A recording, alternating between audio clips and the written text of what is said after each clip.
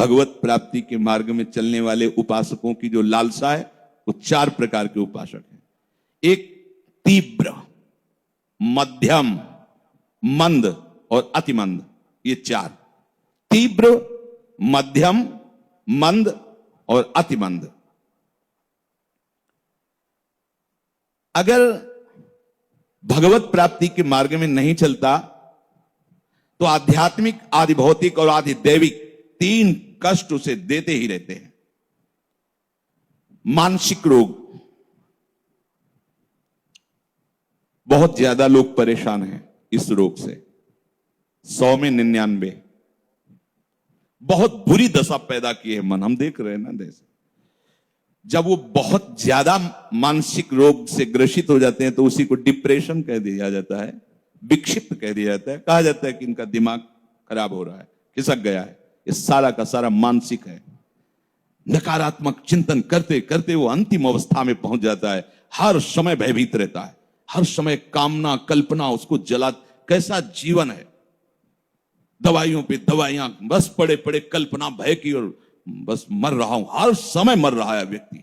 देखो मानसिक, हाय मुझे कोई बचा ले, मैं बहुत परेशान हूं, घबराहट पैदा हो रही है। केवल मान, ये जानते क्यों हुआ है? क्योंकि खूब मनमानी भोगों का चिंतन, भोगों की क्रियाएं, तो वही मन तुम्हें कहां पहुंचा दिया। सावधान हो जाइए। ये जो रोज सत्संग मिल रहा है, हाई डोज है, अगर इसको आप पचा गए तो कोई भी ताप तुम्हें स्पर्श नहीं कर सकता, न दैहिक, न दैविक, न भौतिक। देख, हम प्राय इसी बात से गुजरना होता है। मानसिक रोग से ग्रसित है, मुझे काम सता रहा है, मुझे वो ईर्ष्या, वो ऐसा, पर उस दुष्ट का सहयोग कर रहे हो जिसने तुम्हें सदा सताया है।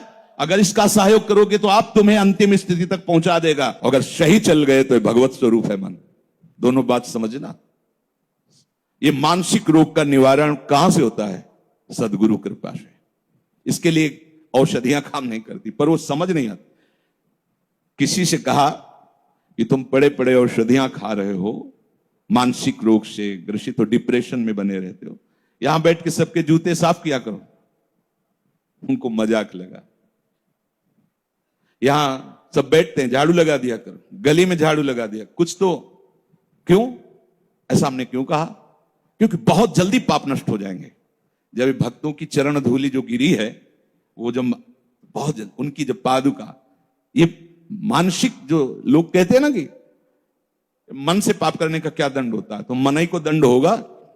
लो मानसिक रोग भोगो, हर समय वही विषय चिंतन, नकारात्मक चिंतन, भगवत विमुखता का चिंतन, तो आ गया ना मन उसी लाइन, तुम्हें ही मार रहा है। तो औषधियां सब कोई समझाने से, बाहर से चाहे जितना समझाने हो, उसको क्या कहते हैं उस पदवी को, जो बाहर ऐसे लोगों को समझाते हैं, उनको काउंसलर क्या है? हाँ, जो भी भाई, हमें तो अंग्रेजी ज्यादा आती नहीं, वही ऐसे। तो अब वो क्या समझाएंगे? बातें ही तो समझाएंगे। पावर कहां से मिलेगा? औषधि से नहीं, भगवत नाम से। अगर तुम्हारा मन बेपरवाह होकर नाचने न लगे तो बताना, मृत्यु का भय, लोक का भय, सब भय नष्ट हो जाएंगे। अभयद भुज दंड मूल पीन अंश सानुकूल। हर औषधि का बाप है कृष्ण नाम, राधा नाम। आप इसका रसास्वादन करके तो देखे, पर इसके लिए भी तो थोड़ी पवित्रता चाहिए, नहीं तो जपने थोड़ी देगा। कहां जपने देता है? क्लेश पर क्लेश। और शारीरिक रोग कहना ही क्या है, तो सबके शरीर रोग से ग्रसित हो रहे हैं। हम पाप नहीं करते तो भजन करने की आवश्यकता क्या है? ये पाप है। भजन के लिए जन्म मिला, भजन नहीं किया ना, तो जिस मन और तन से तुमने भोगों को भोगा, उनका चिंतन, उनकी क्रिया की, उन्हीं को रोग से ग्रसित करके उन्हीं की आसक्ति तुम्हें जलाएगी और दुर्गति करेगी। देखो ना,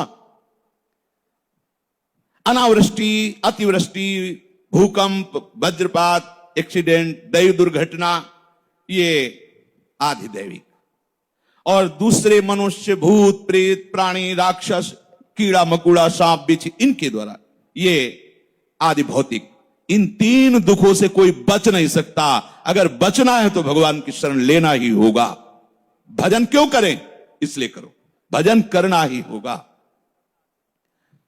हमने एक काफी धनी आदमी से मिले, जब भ्रमण करते थे, कई गाड़ियां उनके साथ, एकदम बाबूजी रो पड़े एकांत में।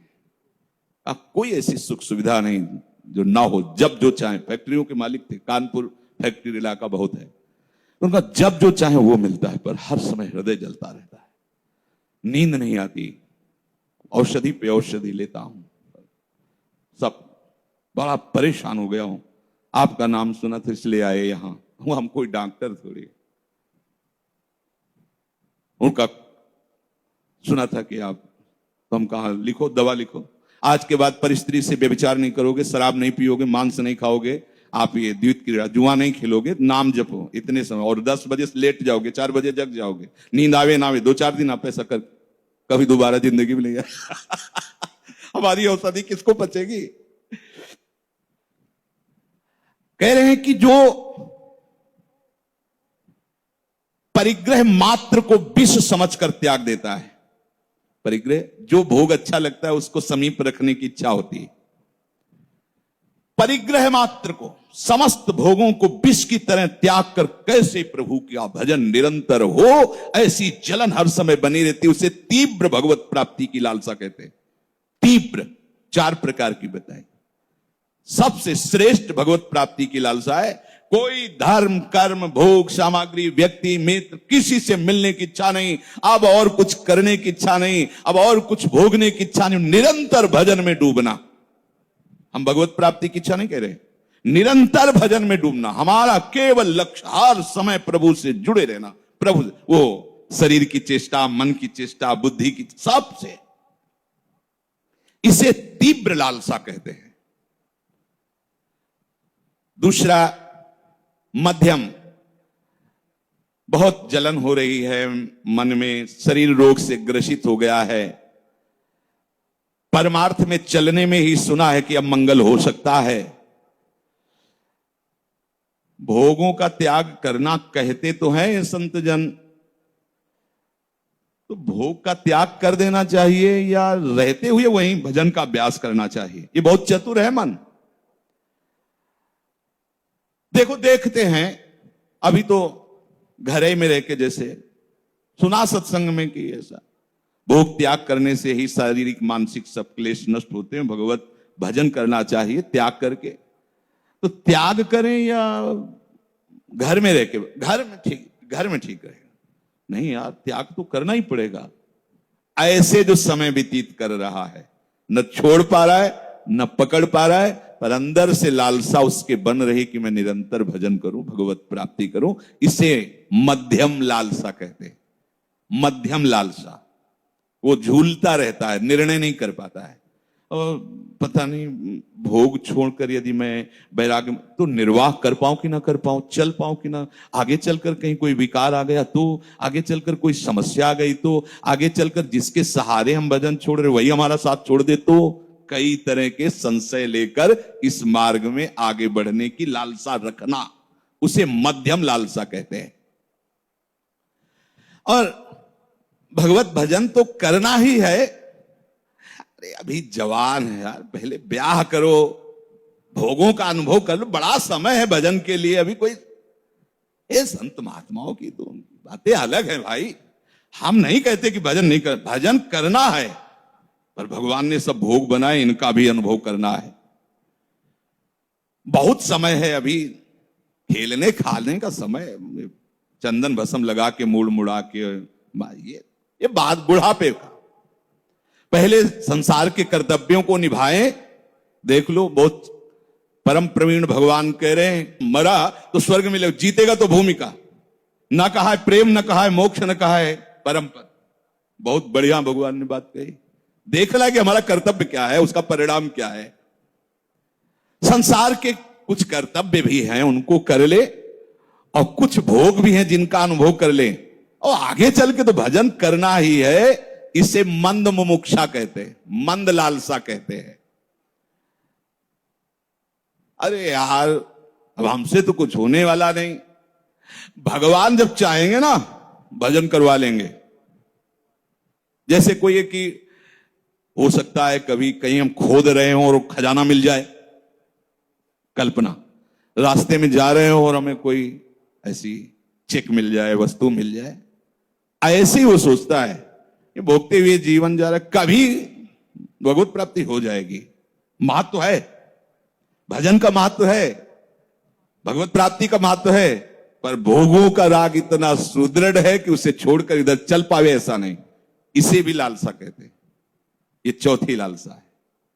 भोगों की लालसा है, पर कहीं ना कहीं इतना भाव है कि भजन करना चाहिए। भगवत प्राप्ति और भजन ये मनुष्य जीवन में आवश्यक है, पर वो भगवान चाहेंगे हो जाएगा जब हो जाए। अभी तो ये चौथी बात है। संसार के सुख भोगते भोगते भाग्य में लिखा होगा तो भजन होने लगेगा। अरे भाई, भजन और पूजन और धाम जाना वे सब भाग्य की बातें हैं। काल ही कर्म ही ईश्वर ही मिथ्या दोष लगाए। ऐसे लोगों से कभी नहीं मिलना चाहिए।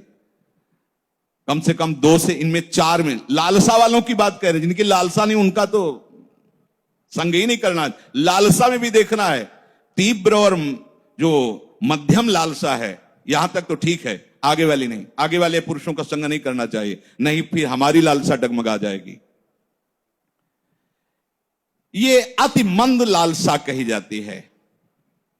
बहुजन्म व्यापी तपस्या और प्रभु की उपासना के प्रभाव से हृदय में जब सब पाप नष्ट हो जाते हैं, तब ये तीव्र लालसा प्रकट होती है। बहुत जन्म की साधना, बहुत जन्म की साधना क्या अब और इंतजार करोगे कि बहुत जन्म हो गई? अनेक जन्मों की साधना का फल मिल गया, साधु समागम सत्संग। अब कोई जन्म नहीं, सत्संगति संसति कर अंत। अब हमारा समय आ गया है संसार से मुक्त होने का, भगवत प्राप्ति का। नहीं, ये संयोग ही न बनता। तीव्र इच्छा उत्पन्न होने पर यस्तु तीव्र मुमुक्षु स्यात् सा जीवन नेव मुच्यते। दूसरी बात नहीं रहती, ध्यान रखना। जब तीव्र लालसा पैदा होती है तो उसको खूब समझाया जाए। धर्म ऐसा कहता है, कर्तव्य कुछ समझ में नहीं आएगा, बस एक ही बात समझ में आएगी कि तुम यहां से चले जाओ, हमें भजन करने दो। रात दिन भजन और कुछ नहीं। कुछ समझ में नहीं आता, नहीं आता। गुरुजन समझाते तो भी समझ में नहीं आता। जब काशी में आश्रम से हट करके घाट में आए तो सुबह गुरुदेव भगवान आए, दंड लिए, साक्षात नारायण स्वरूप आए। देखा, साष्टांग प्रणाम किया, घाट में बुर्जे से बैठ गए। क्या उद्दंडता कर रहे हो? क्या है ये? बिना बताए छोड़ के वहां से चले आए, क्या है ये? उनका महाराज ये आपसे तो कोई छुपाव है नहीं। बद्री नारायण जाने के लिए वहां कोई संगोष्ठी, कोई ऐसा था उत्सव। हृदय तैयार ही नहीं हो पा रहा था कि अभी हमें वस्तु की प्राप्ति नहीं और मैं समाज ज्वाइन करूं और उत्सव ज्वाइन करूं, भंडारा ये सब। हम कहा महाराज जी आपसे हृदय की बात कहते हैं, हम घर से भागे थे भगवत प्राप्ति के लिए। अब जब तक हमारी समस्या का समाधान नहीं हो जाता ये सब हमें बिल्कुल अच्छा नहीं। हम साथ चल रहे थे महाराज, हमें बिल्कुल अच्छा नहीं लग रहा। आप आज्ञा भी करोगे तो हम असमर्थ हैं आपकी आज्ञा पालन करने में। पता नहीं कौन सी सामर्थ्य जी जो उनसे बात करवा रहे थे।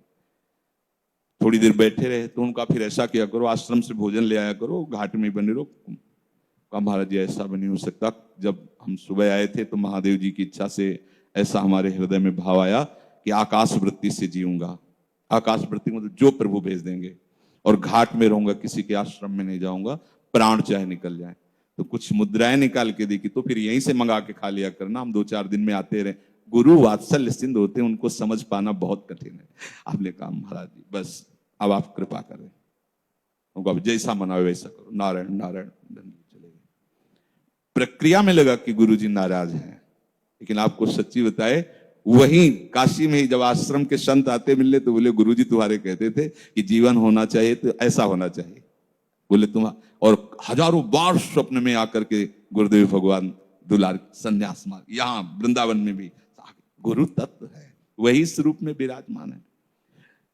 तीव्र लालसा प्रकट होने पर दूसरी कोई बात सुहाए, सच्ची मानिए कोई बात। अगर कोई हमारी तरफ प्रणाम करने की मुद्रा में आ रहा था, जिसे काशी में घाट हो, उठ के चल देना, बिल्कुल बात नहीं। वो स्वभाव ऐसा हो जाता, कुछ अच्छा नहीं लगना, बस वो हाय हाय मचती हृदय में। कैसे कैसे मुझे, कैसे बोध हो, मुझे कैसे समझ में आवे जो शास्त्रों में लिखा है कि हृदय में ही प्रभु, कैसे अनुभव हो। जिस उपाय से उसे प्यारे का मिलन संभव दिखता है, लोक परलोक या किसी की कुछ भी परवाह न करके वो उसी उपाय में लग जाता है। प्रिय मिलन की उत्कंठा उसे उन्मत्त बना देती है। प्रिय की प्राप्ति के लिए तान मान धन धर्म कर्म सभी का त्याग कर देता है। तीव्र मुमुक्षु, तीव्र लालसायु। अब बस प्रीतम प्रीतम, दूसरी कोई बात नहीं, अपने आप को न्यौछावर कर देता है प्रीतम पर। प्रीतम से मिलने को जिसके प्राण कर रहे हाहाकार, गिनता नहीं मार्ग की कुछ भी दूरी को वह किसी प्रकार, नहीं ताकता किंचित भी सत सत बाधा विघ्नों की ओर। बस दौड़ छूटता जहां बजाते मधुर बंसरी नंद किशोर। प्रीतम के लिए प्राणों को हथेली पर लिए वो साधक दौड़ पड़ता है भगवत प्राप्ति के लिए। उसके प्राणों में केवल व्याकुलता रहती है। अनादिकाल से अब तक इच्छाएं उसके हृदय में मथती रही, अब सब इच्छाएं भस्म हो जाती हैं। केवल एक भगवत चिंतन, भगवत भजन। प्राण उसके व्याकुल होते हैं। लेकिन यह ध्यान रखा जाए कि इस धरा में जब प्राण व्याकुल होते हैं तो आनंद समुद्र के ऊपर होते हैं। जैसे मीरा जी कहती, जो मैं ऐसा जानती प्रीति की ये दुख होए, तो नगर ढिंडोरा पीटती अजी प्रीति न करियो कोई। तो कोई ये ना सोचे कि कोई दुखद बात कह रही मीरा जी, उस आनंद समुद्र की व्याकुलता की बात कह रही। वो ऐसा दुख नहीं होता कि जैसे संसार में संयोग वियोग जनित हर्ष शोक होते रहते हैं। एक परमानंद की, ये वही जानता है जिसके हृदय में होती है। कह जाने दिल आपनो या जासिर बीती होए। ये तीव्र मुमुक्षा में ऐसा होता है जैसे बहुत समय का भरा हुआ जल और बांध टूट जाए, प्लावन बाढ़ आ जाती, ऐसे ही उसके हृदय में बाढ़ आ जाती है।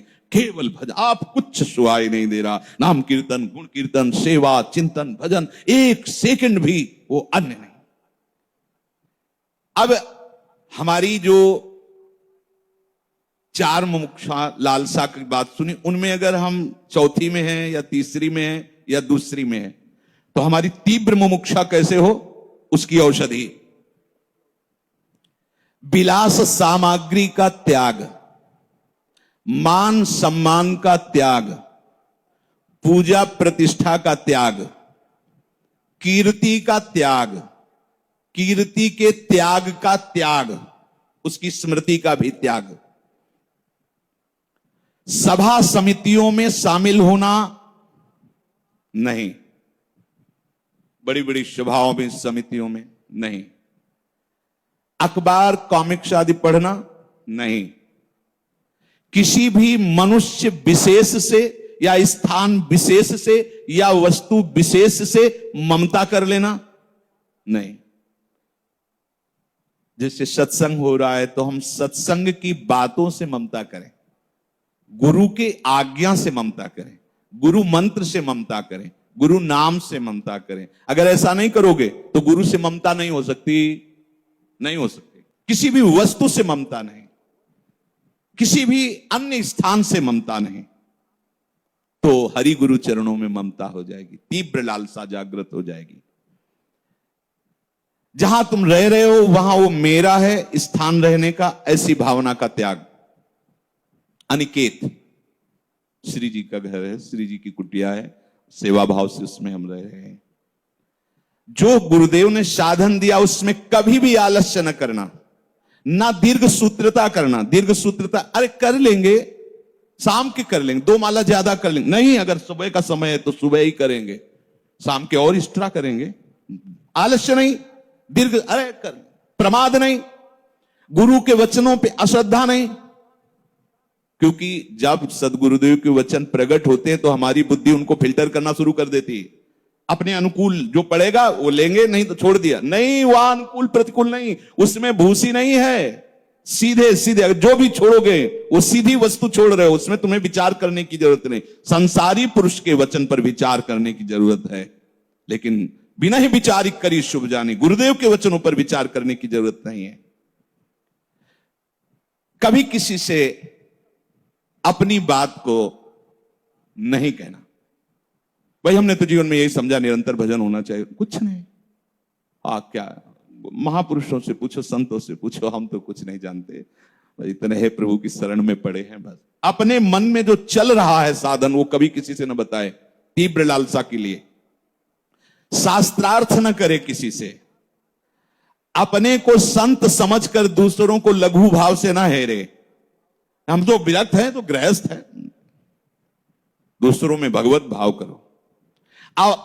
अपने में गुण देखकर दूसरों के दोषों को देखकर कभी उन्हें किसी के सामने प्रकट न कर दे। अपने गुणों को प्रकट न करे, दूसरों के दोषों को प्रकट न करे। किसी भी मनुष्य का कभी भी अपमान न करे, किसी की निंदा न करे, पर चर्चा न करे, कोई नौटंकी नाटक न देखे, सिनेमा न देखे, असत्य साहित्य न पढ़े, अशास्त्रीय कार्य न करे, बड़ों को देखते ही सम्मान मुद्रा में हो जाए। गुरुजन है, संत खड़े हो गए, हाथ जोड़ लिया, ग्रीवा झुका। इससे तीव्र लालसा प्रकट होगी भगवत प्राप्ति की। किसी के भी बुरे से बुरे कर्म देखकर उससे घृणा ना करे। कर्म घृणित है, लेकिन जो अंदर विराजमान तत्व गोविंद ही है। हमें अंदर की बात देखनी, सब में मेरा प्रभु रमा है। क्रिया उसकी घृणित है, लेकिन जो अंदर है वो प्रभु है। हम उस प्रभु को प्रणाम करते हैं। माया जनित क्रिया से हमारा कोई लेना देना नहीं। कैसी भी विपत्ति हो, किसी का सहारा ना लेना, है ना जान बाहो प्रभु, केवल उन्हीं, दूसरे से नहीं। कभी घबरा ना जाना, कैसी भी समस्या हो, केवल प्रभु की तरफ देखना, घबराना नहीं। और कैसी भी अनुकूलता आ जाए, हर्षित होकर किसी के ऊपर यह आरोप मत कर देना कि इनके सहयोग से बात नहीं, दिखाई दे रहा है इसने स्पष्ट किया, पर यह तुम्हें मानना है कि निमित्त बनाया है प्रभु ने किया है। ये क्या प्रभु ने किया। जगत के विषयों की प्राप्ति में कहीं भगवत कृपा ना देखना, तीव्र लालसा के लिए। हमने चाहा था कि ऐसा ऐसा हो जाए, हो गया, देखो बड़ी कृपा है ना। नहीं, ये कृपा नहीं, ये तो शुभ अशुभ कर्मों के परिणाम स्वरूप होता रहेगा। अभी आपने कृपा मान लिया और कल ये नष्ट हो जाएंगे, तब हमारा कृपा का सीधा संबंध भगवत स्मरण से है।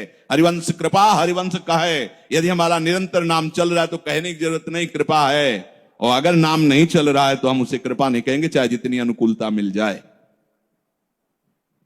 किसी भी साधन सिद्धि का अनुभव होने लगे तो उसे स्वीकार मत करना। तुम्हारे मन की बात, ये बहुत छोटी छोटी बातें है। मन की बात जान ले, इसका नाम क्या है, कहां से आया है, क्या करने आया है। कभी इसका प्रयोग न करो, किसी को जानने न दे, अंदर ही अंदर इसे भस्म कर दे। प्रयोग नहीं करोगे तो अपने आप चली जाएगी। छोटी मोटी सिद्धियां आती रहती हैं भजन मार्ग के पथिकों में, वो गर्व नहीं करता, जहां देखा ऐसा, अच्छा बस उसका प्रयोग बंद, प्रयोग करना ही नहीं, वो खत्म हो जाएगी। जैसे मन तुम्हारे अंदर काम क्रोध प्रकट कर रहा है, उसकी बात सुनो मत, खत्म हो जाएगा। किसी कारणवश आपने कोई बात सोची और वो घट गई, यद्यपि सत्य मार्ग में चल रहे तो पावर तो है ही, अच्छा ऐसे से ऐसा हो सकता है, वैसा ही हो जाए, उसी समय हो जाए, बड़े बड़े चमत्कार आने लगे, लेकिन कभी भी उसका प्रयोग ना करें तो क्या होगा, तीव्र भजन की लालसा जागृत हो जाएगी। नहीं, बहुत साधक इस छोटी मोटी बातों में फंस करके मार्ग से भ्रमित हो जाते हैं। इसलिए सावधान होकर, हमारा उद्देश्य भजन, भजन का फल भजन, हमारा उद्देश्य भजन और भजन का फल केवल भजन। श्री राधा वल्लभ लाल।